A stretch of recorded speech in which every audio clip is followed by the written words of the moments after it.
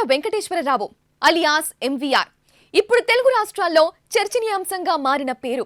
Anakapalli parliament నియోజకవర్గం నుంచి రాజకీయ అరంగేట్రం చేస్తున్న సుప్రసిద్ధ పారిశ్రామికవేత్త. ఇప్పటి వరకు ఆయన ఏ రాజకీయ పార్టీలోనూ చేరలేదు. సొంతంగానే ఉత్తరాంధ్రలో తనకంటూ ఓ ఇమేజ్ సృష్టించుకున్న ఈ అప్రధాన కర్ణుడికి 2 ప్రధాన పార్టీలు టికెట్ ఇవ్వడానికి సిద్ధపడ్డాయి. అయితే ఎంవీఆర్ మాత్రం ఆచితూచి అడిగేయాలని నిర్ణయించుకున్నారు. గెలిచే పార్టీలోనే చేరాలని నిర్ణయించుకున్నారు.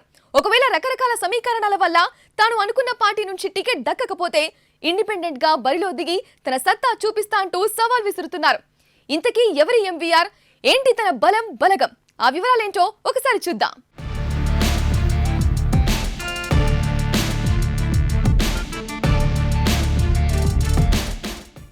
ఏపీలోని అనకాపల్లి జిల్లాలో కాపులదే ఆధిపత్యం.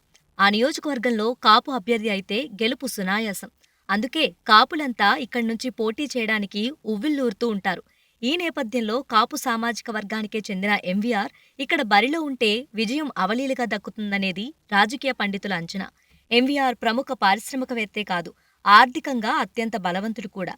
తనకు అవకాశం లభిస్తే తన నియోజకవర్గం పరిధిలోని 7 ఎమ్మెల్యేలను అవలీలుగా గెలిపించుకోగల సత్తా ఉంది. 7 నియోజకవర్గాల్లోనూ ఎంవీఆర్ సుపరిచితుడు.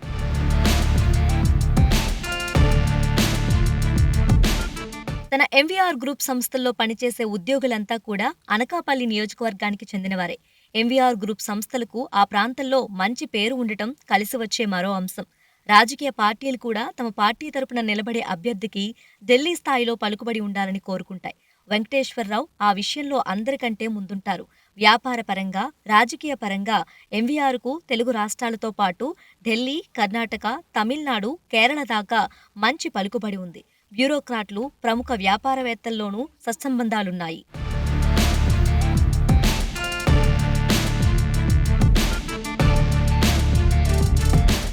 గత 40 ఏళ్లుగా స్థానికంగా వ్యాపారం నిర్వహిస్తున్న ఎంవీఆర్ తన ఉద్యోగులను సొంత కుటుంబంలా చూసుకుంటారని చెబుతారు.